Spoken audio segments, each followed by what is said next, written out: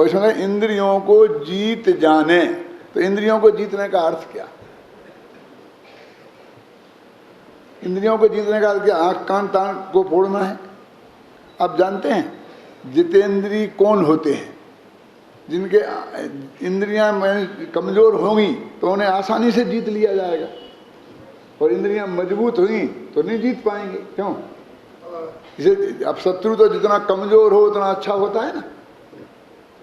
लेकिन जिनकी इंद्रियां कमजोर हैं, ऐसा करने से आंख खत्म हो सकती है, समझे ना, वे इंद्रियों को नहीं जीत पाते। और जिनकी इंद्रियां वज्र की बनी हुई हैं, वज्र सब नाराज सैनन है, वे इंद्रियों को जीतते हैं। इसलिए इंद्रियां कमजोर हों तो जीत लेंगे और इंद्रियां मजबूत होंगे तो नहीं जीत पाएंगे, ऐसी बात नहीं है। क्योंकि वास्तव में उन्हें कोई मारना पीटना थोड़ी है, तोड़ना तोड़ फोड़ थोड़ी करनी है। जो जीतने का अर्थ वहां पर, जीतने का अर्थ लोग में जो समझते हैं ना, मार दिया, गिरा दिया, राम ने रावण को जीत लिया, कौरवों ने पांडवों ने कौरवों को जीत लिया, अपन को वही जीतना जीतना दिखता है। ऐसा जीतना नहीं है। इसलिए सामने वाले की कमजोर होना ये कोई जरूरी नहीं है, ख्याल में है ना। जीतने का अर्थ क्या है? इंद्रियों को जीतना, ख्याल में है ना। तो वो कहते हैं इंद्रियों को जीतने का वास्तविक अर्थ क्या है, ये हमको यहाँ समझना पड़ेगा। उनकी तोड़ फोड़ करना, सूरदास ने अपनी आंखें फोड़ ली थी तो वे जितेंद्रिय हो गए थे क्या?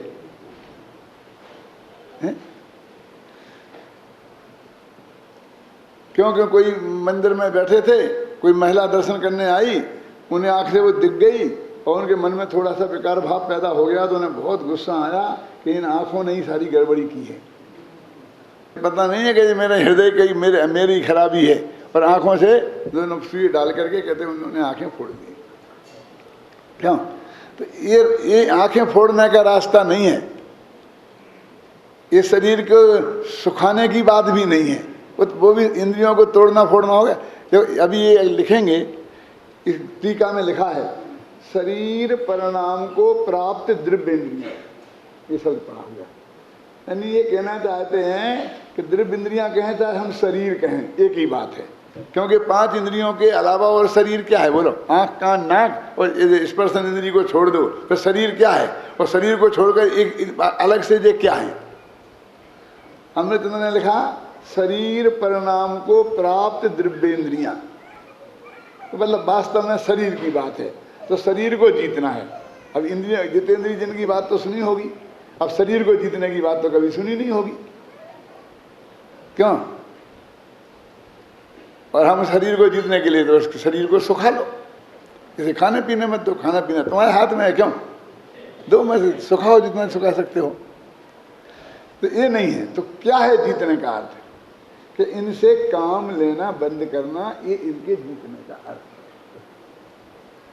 हमारा ज्ञान और सुख दोनों इंद्रियों के अधीन है। हम इंद्रियों के ही माध्यम से जानने का काम भी करते हैं और इंद्रियों के माध्यम से सुख भी भोगने का काम करते हैं। अब हम इंद्रियों के माध्यम से प्राप्त होने वाले ज्ञान और सुख को हे मान लें, भले ही पूरी तरह ना छोड़ पाएं, जितना छूटे उतना छूटे, क्यों? लेकिन कम से कम ये हमारे लिए आनंददायक वस्तु नहीं है, तो ये हमारा बहुत कुछ काम हो जाता है। इसके लिए मैं एक उदाहरण देता हूँ कि आप यहाँ से रेलवे स्टेशन पर गए और आपके पास बहुत सामान है, 2-4 बैग हैं बड़े बड़े भारी। देखते ही कुली देख लेता है कि अब ये इनके बस की नहीं है कि ये उठा करके डब्बे तक ले जाएं, और अकेले आदमी है, तो 50 रुपए के 500 रुपया बोलने लगता है। काम 50 का है, ख्याल में है ना। और वो जानता है कि दूसरा कुली तो हाथ लगाए नहीं, उनमें संगठन है, और मैंने हाथ लगा दिया। अब इन्हें गाड़ी यदि चुकानी नहीं है तो मैं जितना बोलूँगा उतना इसे देना पड़ेगा। फिर जला दे, क्या बकता है? 500 रुपया, कोई हद हो गई। 50 रुपये का काम नहीं, चल उठा 50 रुपये मिलेंगे। क्या नहीं बाबू, शांति से खड़ा है, बिल्कुल वो गुस्सा हो रहा है, वो शांति से खड़ा है। गाड़ी वहाँ आ गई, हाँ आ गई, जल्दी, उसे कोई जल्दी नहीं है। आप बोलो 500, चल 100 लेना, उठा, चुप, मौन से खड़ा रहा। फिर आगे झक मार के सेठ जी घबराए कि चल चल उठा 500 लेना। और फिर उठा के सामान लेकर के वो माथे पे गया। बोलो कौन जीता और कौन हारा? शकरचंद जी हैं? कई दफे भोगा होगा ना। कौन जीता? माथे पे बोझा तो उस मजदूर के है और सेठ जी बड़े ठाठ से चल रहे हैं, लेकिन सेठ जी समझ रहे हैं कि जैसी हार मेरी आज हुई जैसे कभी नहीं हुई, क्योंकि मैंने आज तक मुंह मांगे दाम किसी को नहीं दिए। पहला रिकॉर्ड टूटा है। क्यों? और यदि मान लीजिए कि हमारे पास इतना ही सामान है कि हम उठा करके और जाके गाड़ी में बैठ सकते हैं, तो उसने क्या लेगा कि 50 रुपया, कि 10 रुपया लेगा? बोल। क्या नहीं बाबूजी 10 रुपये से नहीं, अब बड़ी नहीं नहीं नहीं, बोल तुझे 10 रुपया लेना है कि नहीं? बाबूजी 20 दे देना। 50 से एकदम 20 पे आ जाता है। मैंने कह दिया ना 10 से 11 नहीं मिलेंगे। वो उठाए दोनों और चल दिए। 10 कदम चले तो आ गए, रुको रुको बाबूजी 10 ही देना, 10 ही देना, लाओ। और क्यों? और फिर बेचारा मजदूर ऐसा रोता हुआ जाएगा कि जैसे आज लुट गया हो। क्यों? और सेठ जी ऐसे करके जाएंगे कि मैं जीत गया। तो कब जीते आप? जब आप में ऐसी ताकत थी कि उससे काम लिए बिना अपना काम चला लें, और आपका काम उसके बिना नहीं चले, बस वो आपकी हार है। बस समझ लो, आप घर से निकले थे हार के ही निकले थे, इतना बोझा लेके चले थे ना कि खुद नहीं उठा सकते हो। समझ लो कि वहीं से हार स्वीकार करके गए थे तुम। अब तुम्हें कदम कदम पे हारना है बेटा। अपना बोझा खुद नहीं ढो पाओगे तो कदम कदम पर हारोगे, अपमानित होगे। ख्याल में आई ना? और अपना दूसरों से कामने में अपनी मदद आप करो, ख्याल में आई ना? तो तुम्हारी जीत ही जीत है, कहीं हार नहीं है। अब इंद्रियों को जीतना है, क्या करना है? बोलो, समझ गया? आ गया होगा सब? जीतू भाई, इंद्रियों को जीतने के लिए क्या करना है कि हमें इंद्रिय ज्ञान और इंद्रिय सुख दोनों में से उपादेय बुद्धि छोड़नी है। इंद्रिय ज्ञान ज्ञान ही नहीं है और इंद्रिय सुख सुख ही नहीं है। बोलो जाओ बेटा, आप जहां जाना हो तुम जाओ। क्या? हमें तुम्हारी जरूरत ही नहीं है। तो ये कहते हैं कि इंद्रियों के जीतने का अर्थ ये है कि अपने ज्ञानोपयोग को उनमें से समेट लेना। आप समझे ना? तो ये अब इसमें कहाँ तोड़फोड़ करनी है? अब इंद्रियां कितनी मजबूत हैं, वो कुली कितना ही मजबूत हो, उसमें अपन को क्या तकलीफ है? अपना सामान अपन ले जा सकते हो, इतनी सी बात है बस। क्यों? उसमें कुली की कमजोरी का क्या लेना देना है? तो वो ये कहते हैं कि यहाँ पर आचार्य अमृतचंद्राचार्य कि अब द्रव्य इंद्रियों को जीते। पहले तो अपने इंद्रियों का अर्थ करें। एक तो इंद्रियों का अर्थ द्रव्य इंद्रिय और एक है भाव इंद्रिय। तो द्रव्य इंद्रिय तो शरीर परिणाम को प्राप्त है, माने पांचों इंद्रियों का ये जो समुदाय है वो शरीर है। सर्कस में एक जोकर आता है ना, मजाक करते हैं ना, जब तक कि एक पार्टी अपना करिश्मा दिखाती है फिर दूसरी पार्टी तैयार होती है, वो द्वारा वो तैयार होके आए तो बीच का समय पूरा करने के लिए कुछ जोकर पाले जाते हैं और वो आकर कुछ ना कुछ मजाक करते रहते हैं। मैं इधर सर्कस देख रहा था तो जोकर लाया एक बकरी को और दूसरे जोकर से बोला, ए इधर आ, कि एक क्या है? उसने कहा बकरा है। तो चाचा ये बकरा है? कि एक क्या है? उसने कहा ये पुट्ठा है। कि एक क्या है? कि ये पुट्ठा है। एक क्या है? कि ये पुट्ठा है। एक क्या है? कि ये पुट्ठा है। पुट्ठा ही पुट्ठा है, बकरा कहाँ है? क्यों? शरीर के किसी अंग पे हाथ रखे कि ये आंख है, ये कान है, फिर नाक है, फिर शरीर भी है कहीं क्या नहीं? कह रहे भाई यही आंख कान नाक है और यही शरीर है। तो शरीर परिणाम को प्राप्त द्रव्येंद्रियां, ये द्रव्येंद्रिय की परिभाषा। अब भावेंद्रिय की ज्ञान का वो क्षयोपम जिसमें ये शर्त लगी है कि जो इंद्रियों के माध्यम से जानेगा। क्यों? इसे तो अभी बता रहा था ना तो हमारा किसी के सहयोग से जानना हमारा ज्ञान स्वभाव नहीं है। असहाय केवलम असहायम व सर्वासिद्धि में लगा, केवल ज्ञान को असहाय ज्ञान कहा है। माने किसी के सहयोग की जिसे जरूरत नहीं है, समझे ना।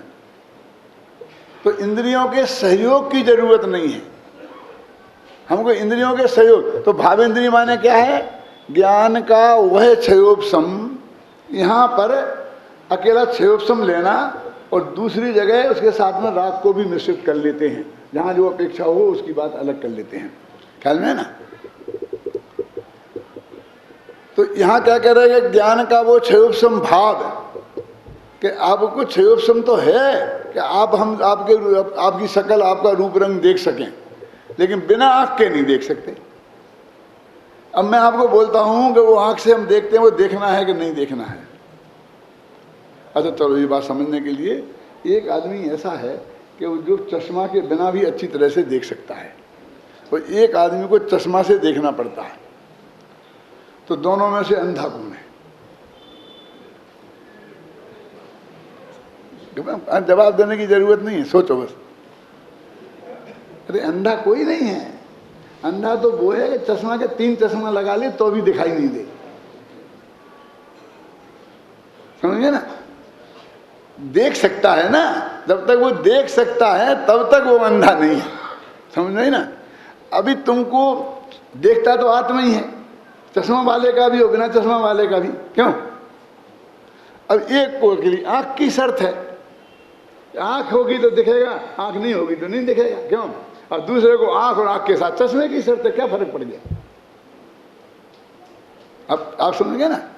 तो वो दोनों को जानना तो है, लेकिन वो जानने में इतनी पराधीनता लगी। आचार्यों ने कहा कि कितनी पराधीनता है कि फिर आंख चाहिए, फिर चश्मा चाहिए, फिर उजेला चाहिए, और फिर भी निश्चित दूरी चाहिए। क्यों?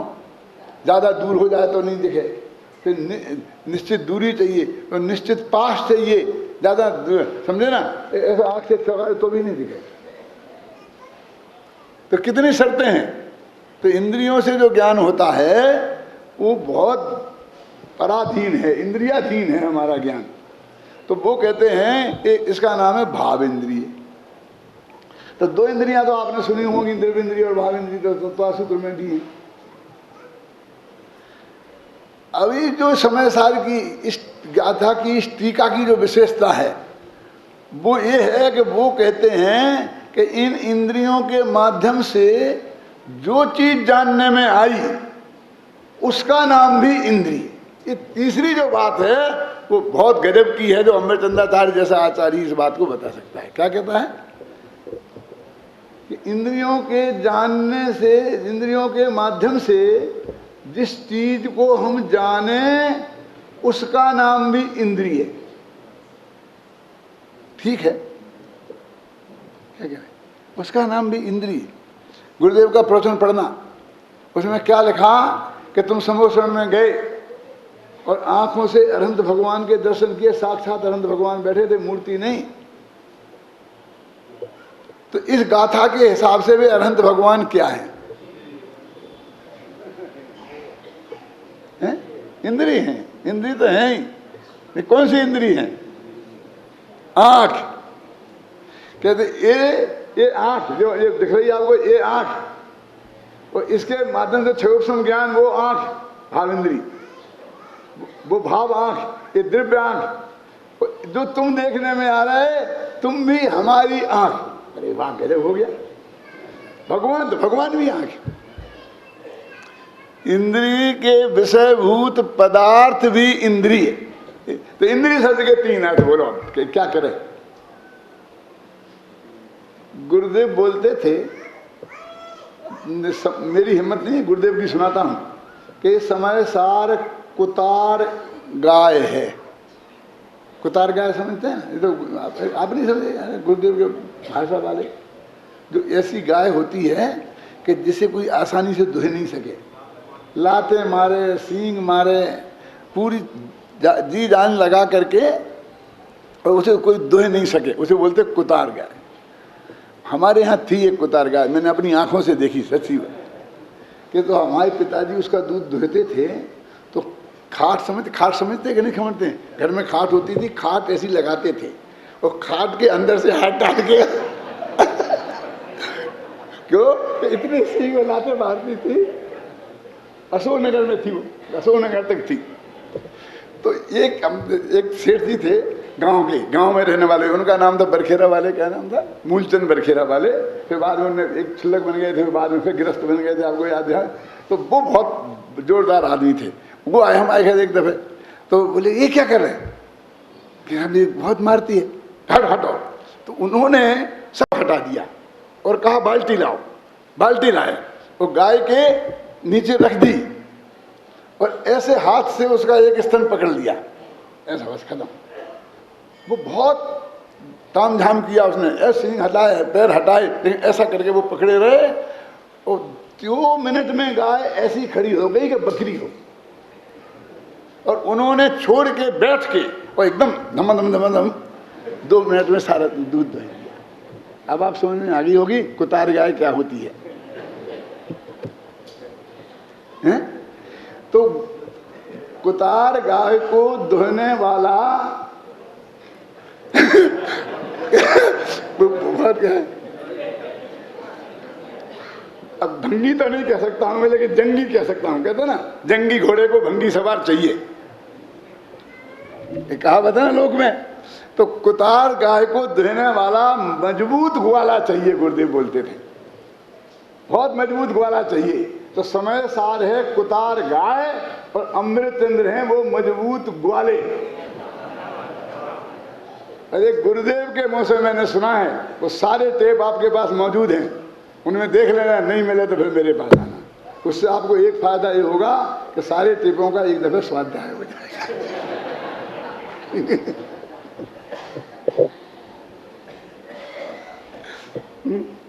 क्या ये ऐसा अर्थ मैं बोलता हूं कौन निकाल सकता था, अपन निकाल सकते थे। तो बोले पानी भरे, पानी भरे, ऊंट आया है। अब कहते हैं ना पहाड़ के नीचे अब ऊंट आया है। अब कहते कहां निकलता है ऐसा अर्थ? ऐसे लोग भी हो सकते हैं। एक लोग तो उससे इतना महिमावंत हो सकते हैं कि हाँ गजब हो गया ख्याल में। और एक है एक कोई ठिकाना है, इसके जो मन में आया ऐसे अर्थ निकालते हैं। अब हमने आंख से जिसको देखा वो आंख हो गई, हमने एक किताब को आंख को देखा तो ये आंख हो गई। ये भी बात हुई? मतलब ये ऐसा अर्थ निकालने के लिए ये 2 ही बातें हो सकती हैं। तो निकालने वाला, मेरी बात सुनना, इतना बुद्धिमान भी चाहिए और इतना पुण्यशाली चाहिए, नहीं तो उंगली उठाने वाले भी कम नहीं मिलेंगे। क्यों? कि उसकी बात को इस रूप में झेला जाए कि हाँ गजब हो गया, गजब हो गया, और फिर भी इक्के दुक्के तो उंगली उठाएंगे ही, उनकी परवाह नहीं करनी चाहिए। तो अमृतचंद्र ने कैसा अर्थ निकाला, क्या लिखा है कि द्रव्य इंद्री माने शरीर परिणाम को प्राप्त जो इंद्रियां हैं उनकी बात करते हैं। और उनका दूसरी इंद्री कौन? भाव इंद्री। क्षयोपम ज्ञान के रूप खंड रूप क्षयोपम ज्ञान है वो भाव इंद्री। और इंद्रियों के विषय जिनको वो इंद्रियों ने जाना वो भी इंद्री। अब तीनों को जीतना उसका नाम जितेंद्रिय जन। अभी मैंने इसे बहुत अच्छी तरह से पढ़ लिया है, इसलिए नहीं देख रहा हूं मैं। आप कहोगे तो मैं अंत में पढ़ के सुना दूंगा, पहले आप समझ लो अच्छी तरीके से। अब वो कहते हैं कि इन इंद्रियों को जीतने के लिए अमृतचंद्र के पास कोई हथियार तो चाहिए ना, बिना हथियार के पहुंच जाए।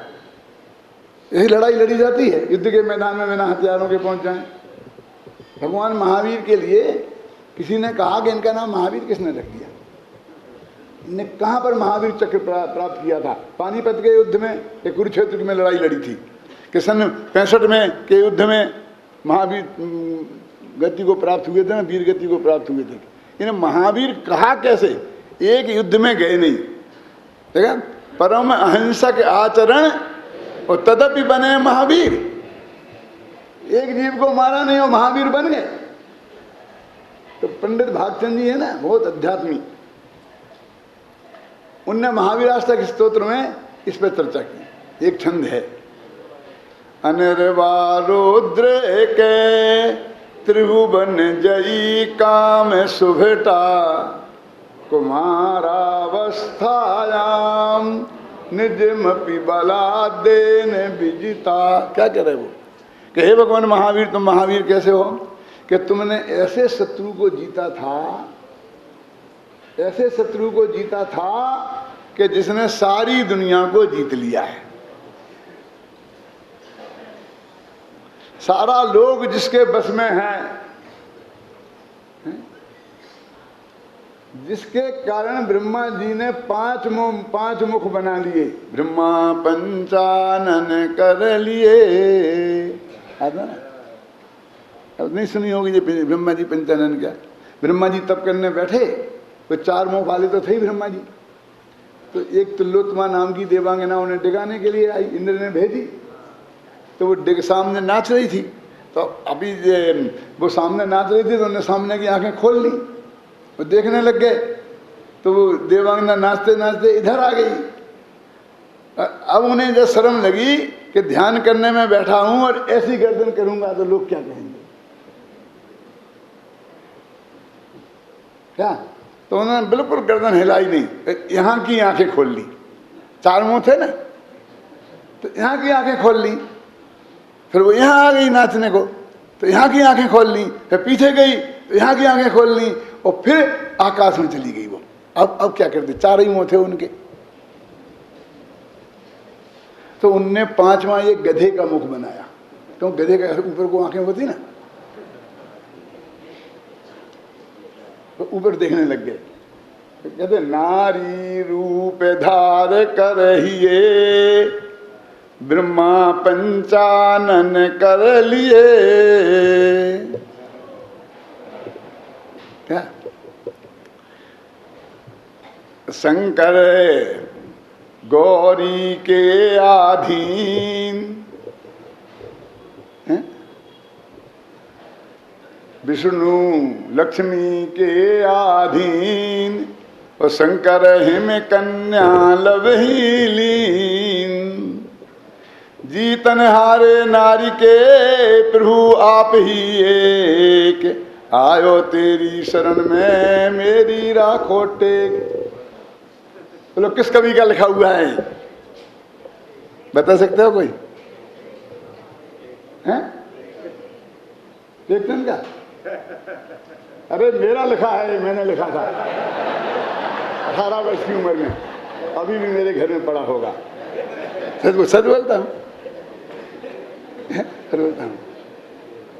नारी रूप धार करहिए ब्रह्मा पंचानन कर लिए, विष्णु लक्ष्मी के अधीन, शंकर हिम कन्या लवलीन।